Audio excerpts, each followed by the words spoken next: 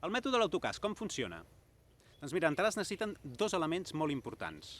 Un és tenir un repte i l'altre és tenir compromís per tirar-lo endavant.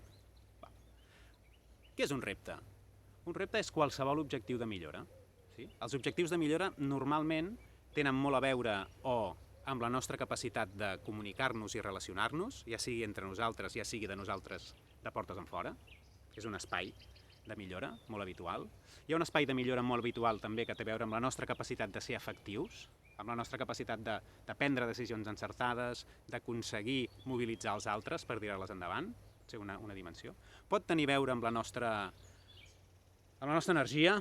Si estem molt estressats no podem funcionar bé, i això és un repte habitual. O pot tenir a veure més amb el focus, amb la nostra capacitat d'aconseguir resultats concrets, amb la nostra capacitat d'estar satisfets amb el que aconseguim. Sí? Això són espais de repte. I a partir d'aquí el que es fa de manera col·laborativa i a partir d'un treball personal i col·lectiu és anar explorant resistències, anar explorant actius i anar clarificant el repte. I d'aquesta manera s'engega una seqüència en la que vas evolucionant, transformant i finalment transcendint el repte.